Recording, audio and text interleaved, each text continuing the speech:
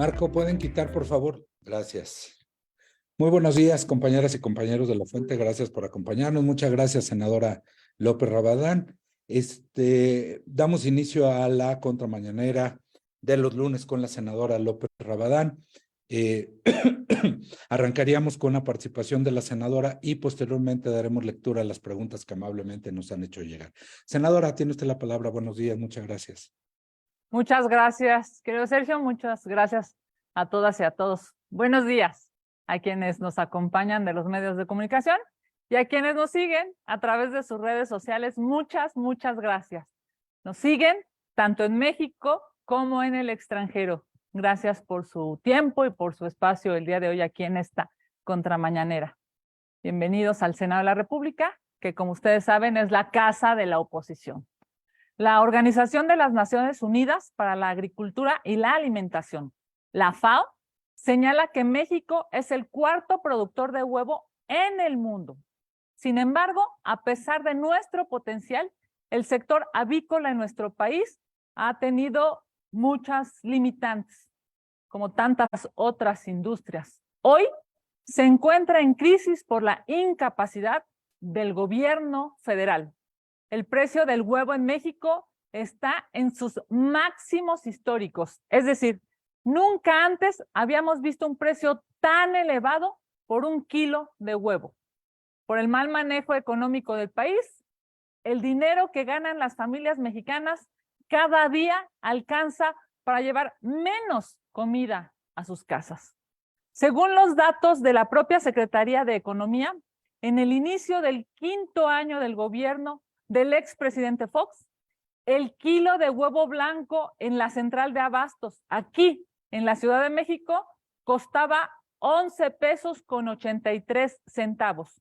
Hoy, bajo la administración de López Obrador, por eso ese mismo kilo se pagan 47 pesos, es decir, más del cuádruple, y su proyección a marzo terriblemente nos dice que va a ir en aumento. Si hacemos un ejercicio y nos imaginamos que tenemos 100 pesos en el gobierno del presidente Fox, nos alcanzaba para comprar 8,5 kilos de huevo, pero con Andrés Manuel López Obrador solo alcanza para 2,1 kilos de huevo. Por la escalada de precios del huevo, es esencial que la dieta de los mexicanos, pues lastimosamente, no se garantiza. No hay la posibilidad de que la proteína animal que requieren los mexicanos se pueda comprar y se pueda consumir por las familias en México. Por el mal manejo económico del gobierno federal, los que menos ganan no pueden adquirir ni este producto ni otros productos de la canasta básica. Usamos el huevo como un ejemplo emblemático, pero si a esto se le suma la tasa inflacionaria anual del 8%, el gobierno federal está generando pobreza alimentaria. No olvidemos que en este gobierno ya se ha condenado a 5 millones de personas a la pobreza alimentaria. Es muy doloroso y el gobierno debe asumir su responsabilidad. Las malas decisiones en materia económica del gobierno federal ocasionan que los que menos tienen, menos puedan adquirir. Esto debe cambiar por el bien de las familias mexicanas. Y aquí les hemos traído claramente un ejemplo de cuántos huevos con el mismo dinero se podían comprar en el gobierno de Fox y cuántos huevos se pueden comprar en el gobierno de López Obrador. Con el mismo dinero se podían comprar con Fox 4 huevos, lo que hoy con el gobierno de AMLO solo se puede comprar un huevo. Es claro, pues, que este gobierno de López Obrador es inhumano y está empobreciendo a las familias de México. En otro tema que también habla de la precariedad a la que nos tiene sometidos este gobierno, quiero usar este espacio para referirme otra vez a la violencia en contra de las mujeres, que es una realidad desatendida en este país. Desde el gobierno federal se ha desestimado la violencia contra las mujeres, se han minimizado los feminicidios, las agresiones. Es más, se han atrevido a decir incluso que las llamadas de emergencia son falsas. Todos vimos cómo encubrieron a los candidatos de Morena y a los amigos del presidente acusados de acoso y de abuso sexual. Por si fuera poco, desde Palacio Nacional se ha revictimizado a las mujeres que se han atrevido a alzar la voz y a denunciar a sus agresores. Uno de los más claros ejemplos de impunidad es Pedro Salmerón, el historiador que fue propuesto por el presidente López Obrador para ocupar la embajada de Panamá y que fue acusado por varias alumnas de acoso sexual. Hoy, ese señor tan impresentable nos ha demandado a 29 personas, incluidas universidades, legisladores, periodistas, comunicadores y analistas políticos, por un supuesto daño moral y nos reclama la cantidad de 12 millones de pesos. Es decir, este señor quiere que sus acusaciones de acoso no solo lo dejen impune, sino lo vuelvan millonario. La verdad es que es un descarado. En lugar de que el señor Salmerón haga una evaluación ética sobre su actuar y rectifique, inicia un litigio contra quienes le creímos a las víctimas. Levantamos la voz en contra de la violencia que este señor ejercía y luchamos porque personas como él estén lejos de los cargos públicos que evidentemente les generarán no solamente dinero, sino además impunidad. Sin duda, hoy le digo al señor Salmerón que su infundada demanda será contestada, porque el gobierno federal debe dejar de encubrir a violentadores de mujeres. Muchísimas gracias. Sergio, vamos a sus preguntas. Senadora, muchas gracias. Arrancamos con dos preguntas sobre el mismo tema, Israel Aldave y Gerardo Segura.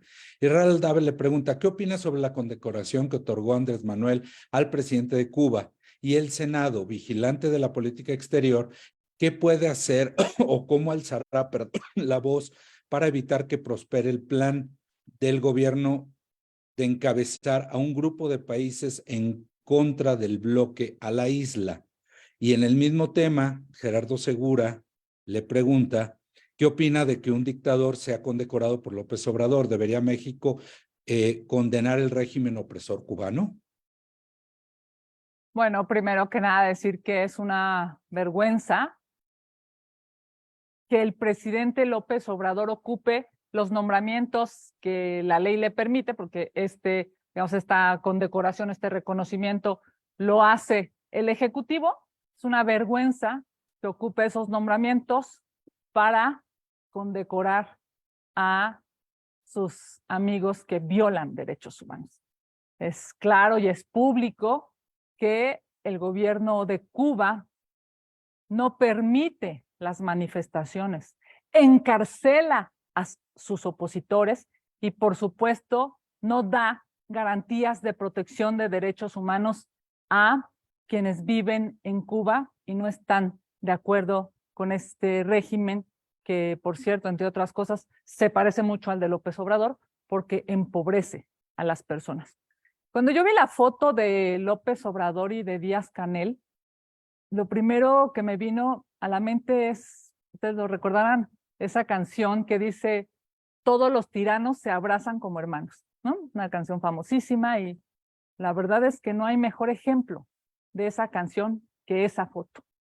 Son gobiernos que no respetan los derechos humanos de sus pueblos, son gobiernos que empobrecen a sus naciones y son gobiernos obsesionados por seguir manteniendo poder y dinero solamente para sus grandes élites. En fin, es una vergüenza que se hagan este tipo de condecoraciones y peor aún, que ese sea el ejemplo que dé el gobierno mexicano, que claramente no representa la visión de los mexicanos. Muchas gracias, senadora. Rita Cerón le pregunta, en el marco del Día Mundial de la Radio, ¿cómo considera que será la radio en el futuro? Bueno, primero que nada, Rita, decir que felicito y reconozco el trabajo de todas las personas que dedican su vida a la radio, a esas radios nacionales, estatales, a la radio comunitaria que llega a millones de mexicanos. Felicito a las mujeres y a los hombres valientes que incluso arriesgan su vida. Ahí está. Ciro Gómez Leiva siendo uno de los ejemplos más claros a nivel nacional. Comunicadores que arriesgan su vida para decir la verdad. Hoy, en este día tan importante, me parece que es necesario exigirle al gobierno federal que haga políticas públicas claras a favor de la seguridad de los periodistas y de todas las personas que trabajan en la radio. Es evidente que cada vez más los mexicanos necesitan estar informados, que cada vez más hay un requerimiento nacional de información, pero sobre todo hay un requerimiento nacional de saber la verdad.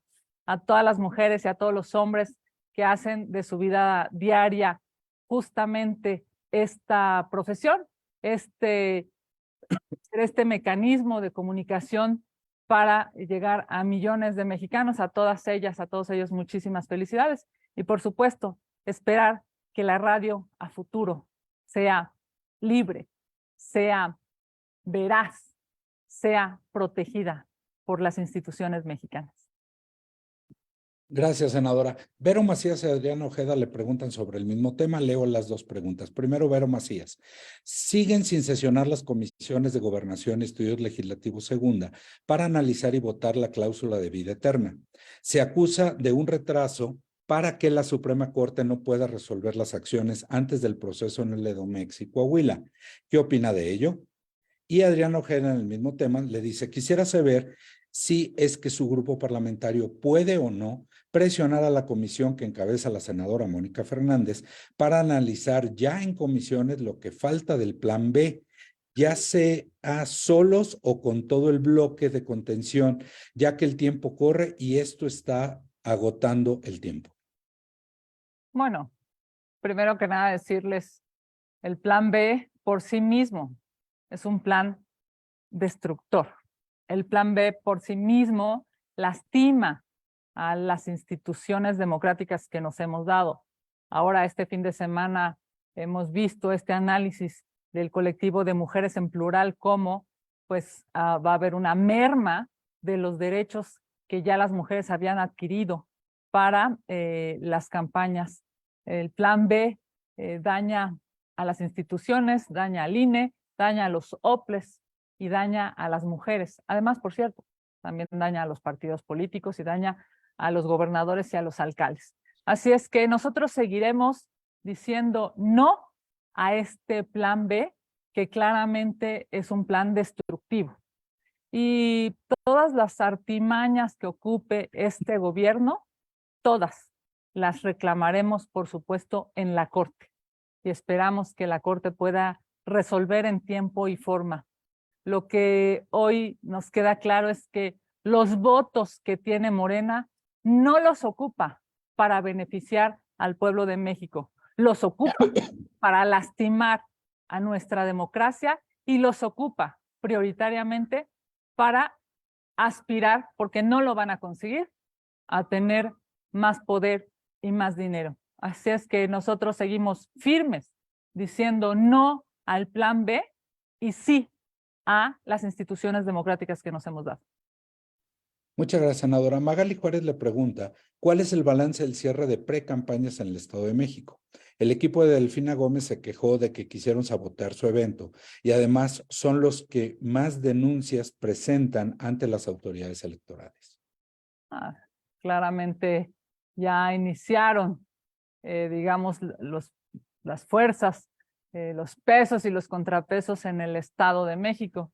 Y yo, siendo muy respetuosa, por supuesto, del proceso electoral, solamente decir que el Estado de México no se merece una gobernadora que públicamente ha dicho que es una delincuente confesa.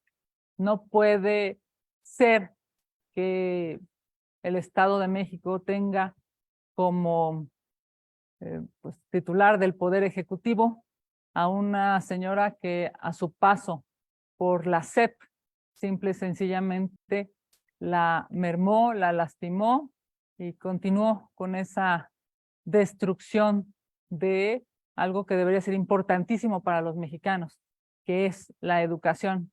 Yo creo que por donde sea que la señora Delfina se haya parado, lo único que ha hecho es restar y no sumar, así es que ojalá sea una contienda limpia, ojalá sea una contienda democrática y por supuesto, pues ya se vio claramente ayer o este fin de semana que pues va a ser una contienda muy, muy interesante. Ojalá y gane la democracia. Gracias, senadora. Karina Aguilar le pregunta, ¿qué opina de que Pemex comprometió 5,000 millones de pesos en la renta de 2,000 camionetas para el combate al huachicol, con una empresa señalada por diversas anomalías y que además este delito no esté bajando? Sí, bueno, a ver, primero, es claro que todas las promesas que dio el presidente de la República no las ha cumplido, incluyendo esta de el huachicol o del combate al huachicol. Y Pemex, ya sabemos, ¿no? Es una empresa deficiente, es una empresa que en lugar de aportar lo que históricamente, por cierto, había aportado, hoy con el gobierno de López Obrador, pues está teniendo una merma brutal que se paga, entre otras cosas, se paga con los impuestos de los mexicanos. Pemex es el mejor ejemplo de cómo Morena no sabe gobernar. Pemex es el ejemplo más claro de la ineficiencia y la corrupción de Morena y de López Obrador. Así es que esto de las camionetas es una mancha más al tigre. Es una muestra más de la corrupción, de esos amiguismos y de esos contratos a modo, que por cierto son la mayoría del gobierno de Morena. Es claro pues que no quieren ayudar a los mexicanos, lo que quieren es ayudar a sus cuates y enriquecerse. Gracias, senadora. Gerardo Segura le pregunta, ¿debería pedir licencia a Rocío Abreu ante la enorme corrupción y atropellos a la ley que la rodea y que se puso al descubierto en los videos recibiendo fajos de billetes? Por supuesto, debería de pedir licencia. Como deberían de pedir licencia y retirarse del cargo todos los que fueron filmados con estos nuevos videoescándalos de Morena. Claro que es dinero ilegal, es claro que es un delito y evidentemente no deberían estar siendo hoy servidores públicos después de esos videos de los que, por cierto, el presidente de la República no se escandaliza, no se preocupa. Se preocupa cuando sucede algo en la oposición. Se preocupa, se escandaliza cuando una ministra no se para a aplaudirle, pero no se escandaliza cuando ve a varios señores y señora de Morena agarrando fajos de billetes y metiéndolos a bolsas de papel. Claramente el presidente de la República tiene una doble moral y es un hipócrita. Gracias, senadora. También Gerardo Segura le pregunta, la inflación sigue imparable y López Obrador la minimiza de manera inmoral y no hace nada eficaz para frenarla, mientras muchos viven a diario severas dificultades para llevar a la mesa algo que comer. ¿Qué opina usted? Pues, absolutamente de acuerdo. Este es el ejemplo más claro. Este es el ejemplo de cómo el discurso de Morena solamente es demagogia y palabrería. Es una vergüenza que López Obrador esté generando esta pobreza alimentaria. Es inhumana la forma en la que Morena está administrando este país.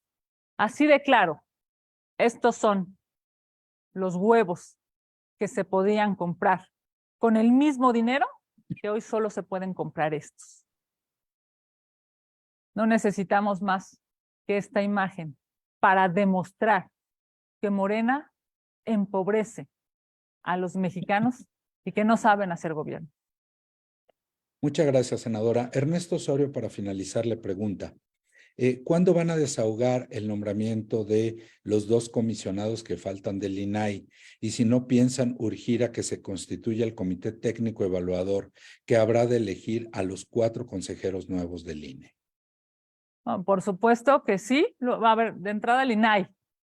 Un saludo a Ernesto, que por cierto tiene 25 años, creo que lo he visto en alguna de las fuentes en las que he estado.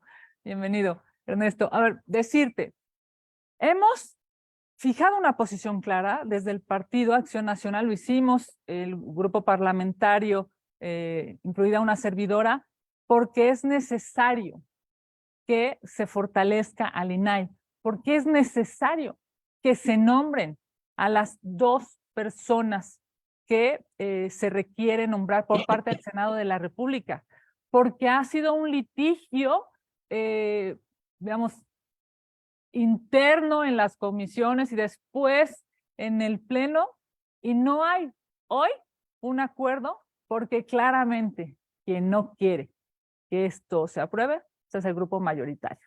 A ver, bueno, miren, para muestra un botón, no necesitan los votos de la oposición para elegir al consejero de la judicatura. No necesitan, porque la ley dice que solamente con la mitad más 1 de los votos. Ni con sus propios votos son capaces de elegir a él o la consejera de la judicatura que está pendiente. En Morena no son capaces de sentarse a construir un acuerdo para generar el nombramiento de las 2 personas que faltan en el INAI. En Morena no son capaces de sentarse para poder establecer cómo vamos a resolver las decenas de nombramientos que hoy están pendientes. ¿Saben por qué? Porque Morena y López Obrador y los empleados de López Obrador en el legislativo, que son sus levantaderos, lo único que quieren es lastimar a las instituciones de este país. No quieren el beneficio de los mexicanos. Entre menos poder tengan las instituciones, ellos piensan que más poder tiene López Obrador. Y eso es una vergüenza democrática. Así es que nosotros en el PAN seguiremos exigiendo que se aprueben los nombramientos del INAI, de los magistrados y, por supuesto, de todas las instituciones que hoy están esperando una respuesta de este Pleno, de este Senado de la República. Ojalá y Morena entienda la importancia de sus votos y no la necesidad que han tenido siempre, lastimosamente, de solamente quedar bien con los caprichos de López Obrador. Porque si uno de los caprichos de López Obrador es destruir a las instituciones, qué lástima que está ocupando como brazo operador para ello a los legisladores, quienes deberían de deberse a los ciudadanos y no a su patrón. Pero bueno, en Morena no entiende. Senadora, nos llega otra pregunta de Karina Aguilar. Le pregunta, dice, Morena dice que el PAN no se ha puesto de acuerdo con la oposición para los nombramientos, estos nombramientos. ¿Es cierto? Morena dice que, ¿me podrías repetir? Perdóname. Morena dice ¿Sí? que el PAN no se ha puesto de acuerdo con la oposición para los nombramientos, y esto es cierto. Por supuesto que esos son pretextos. Lo que Morena da es pretextos y vergüenza, por cierto. Es claro que nosotros lo hemos dicho públicamente, lo dijimos la semana pasada. Estamos listas, listos, puestos para poder sentarnos y acordar en beneficio de los mexicanos. No lo quieren hacer ellos porque están cumpliendo las instrucciones de su patrón. Les digo, ni el nombramiento para el cual no necesitan nuestros votos, ni ese han podido hacer. ¿Por qué? Porque lo que quieren es claramente lastimar a las instituciones, cosa que qué terrible para este país y para esta generación de legisladores que le están quedando a deber a los mexicanos y a las instituciones. Senadora, perdóname, acaba de llegar otra pregunta. Israel Aldave me pide o le pide si puede abundar sobre la demanda de Salmerón que le hicieron llegar. Claro que sí, Israel. Mira, nos notificaron el jueves de la semana pasada. Por cierto, entraron al Senado de la República, cosa que bienvenidos todos al Senado, pero sin aviso alguno estaban ya en la oficina notificando una denuncia, la verificamos, ¿no? Ya ustedes saben que es pues común, digamos, este tipo de notificaciones para temas que se vuelven polarizantes. Pero a la hora de revisar la denuncia, pues resulta que el señor Pedro Salmerón está denunciando a 29 personas. Entre esas 29 personas, una servidora. Daño moral es digamos, lo que está reclamando, y reclama 12 millones de pesos. Primero, la verdad es que yo no tengo 12 millones de pesos en mi cuenta. Yo no sé si el señor Salmerón piensa que todas las senadoras y los senadores son como sus amigos, esos que reciben millones de pesos y los meten en bolsas de papel, pero evidentemente yo no tengo 12 millones de pesos en mi cuenta. Segundo, yo no sé por qué fija esos 12 millones. Yo no sé si esos pensaba que los iba a ganar, no sé, a lo mejor como embajador vendiendo pasaportes, o no tengo ni idea cómo fijó esos 12 millones de pesos, pero lo que más me impresiona, además, por cierto, de decirle que está muy mal hecha su demanda, digo con todo respeto a quien le ayudó a hacerla, pero está muy mal hecha. El tema de fondo es cómo se atreve alguien que es acusado de acoso a intentar lucrar, o sea, hacerse millonario. Quiere hacerse millonario cuando en lugar de eso lo que debería hacer es hacer de verdad una reflexión ética de por qué está situado en esa posición. Yo, por supuesto, ya se los comenté, presentaré en tiempo y forma mi contestación, pero me parece que, miren, en el marco del Día Internacional de la Mujer, ustedes saben que el próximo mes conmemoraremos el Día Internacional de la Mujer, lo que se ve de Morena o de morenistas en contra de las mujeres, de veras es muy lamentable. El plan B es para fregarse a las mujeres que aspiran a un cargo público. Esta demanda de Pedro Salmerón es para lastimar a quienes les creímos a las víctimas. Ese es el tema de fondo, es un asunto ético. Pues, ¿qué no ellos decían que les creían a las víctimas? Les dejaron de creer ya cuando son gobierno. A mí me parece pues que es una gran equivocación pensar que además de ser acusado, de ser un acosador, el señor se quiera volver millonario. En fin, los devela de cuerpo entero. Senadora, nos pide la palabra Leti Robles, está conectada. Leti, tienes la palabra, por favor. Muchas gracias. Buenas tardes, senadora. Buenas tardes. Hacerle una precisión y una pregunta. La precisión es, senadora, además de usted, ¿a qué otros legisladores está demandando este señor? Si nada más son del PAN o son de diferentes grupos parlamentarios, o además son personas ajenas al Senado de la República. Digo, en un principio es evidente que ustedes son libres de expresarse como legisladores y no procede una demanda de este tipo, pero aparte de eso, senadora, como precisión de esa información, me gustaría también preguntarle de manera directa, senadora, ¿es verdad que el PAN tiene un interés específico en que la candidata Yadira Alarcón sea la próxima comisionada del INAI y que a cambio de eso ha ofrecido a Morena que el PAN le dará los votos a Morena por el candidato que Morena quiera? Y se lo pregunto porque, bueno, esto ha generado alguna polémica, dado que Yadira Alarcón, bueno, pues tiene antecedentes de empatía con el PAN, lo cual no es ningún pecado, pero no está entre las primeras más mejor evaluadas. Antes que ella hay 4, y ustedes habían dicho mucho que se iban a fijar mucho en la evaluación que tuvieran, en el desempeño que tuvieron frente a comisiones, en la observación con las organizaciones sociales y en su trayectoria misma. Le agradezco mucho. Muchas gracias, Mileti. Primero, en el tema de la demanda del señor Salmerón, somos 29 y adentro de esa lista hay universidades, hay políticos, hay analistas, hay periodistas, hay, por supuesto, también legisladores. por respeto, digamos, a sus nombres y a quienes están involucrados en esta demanda, seguramente ellos lo harán saber en su momento. Somos 29, bueno, hasta a una universidad, evidentemente, ha involucrado.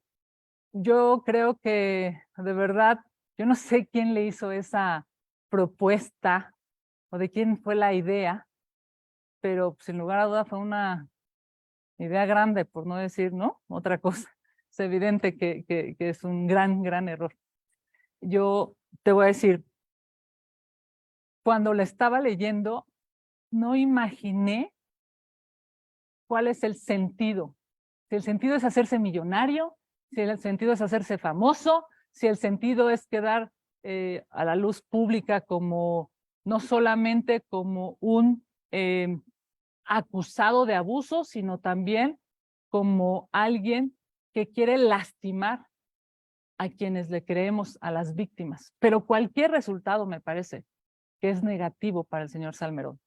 Yo no sé quién se lo propuso, pero es un absurdo, es un abuso, yo diría, es una falta de entendimiento de los derechos de las mujeres y de lo que estamos viviendo en este siglo y de lo que hemos avanzado a favor de las mujeres. Después de ver la demanda me queda claro que no entiende, no puede, digamos, tener un razonamiento de género, no puede tener un razonamiento a favor de las mujeres. Yo diría incluso, me confirma que aquello que dijeron sus víctimas, pues seguramente está basado en un hecho verídico. En fin, el tema del INAI. Mira, he leído, por cierto, leí tu publicación, he leído las publicaciones a propósito de este tema, y yo te diría, el tema no es del PAN o de la comisión o de algún partido político de oposición. El tema de fondo es que Morena no quiere aprobar estos nombramientos del INAI. Esa es la verdad. No quiere aprobar ni estos nombramientos ni todos los que están pendientes. Y no es un asunto de nombres, porque yo creo que más bien ese es el pretexto que están ocupando, ¿no? Que si es cercano a un partido, que si es cercano a una persona, no es cierto. Lo que están haciendo es dejar al INAI para que, como dice tu nota, por cierto, pues, casi muera de inanición. Y eso es terrible, porque si una vez que sale el siguiente comisionado, que es Francisco Acuña, y entonces este instituto solamente tiene 4 integrantes, y el presidente lo que quiere es paralizarlo, y los morenistas lo que quieren es paralizarlo, pues dejarán claro por qué. Cuando López Obrador, por ejemplo, era jefe de gobierno, vetó la ley de transparencia. Yo me acuerdo perfecto. ¿Saben? Seguramente ustedes lo recordarán. En aquella ocasión, se llamaba InfoDF, si no mal recuerdo, pero en aquella ocasión, él siendo jefe de gobierno decía que esas instancias no servían. Pues claro, a él no le gustan, porque gracias a esas instancias de transparencia sabemos sobre la casa gris, sabemos sobre la corrupción de Morena, sabemos sobre la cantidad brutal de contratos que le están dando a sus amigos de manera directa, con adjudicaciones directas. Los periodistas mismos tienen la posibilidad de tener información gracias a las solicitudes de información. Así es que yo diría, no, esto no es un tema del PAN o de algún otro partido político de oposición.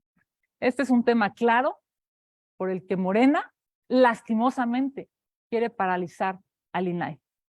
No tienen límites, porque además saben que como son unos corruptos, pues el INAI cada vez más será un medio para poder conocer esa corrupción que pulula, que brota adentro de Morena, adentro del gobierno federal y por supuesto que involucra a López Obrador y sus secuaces.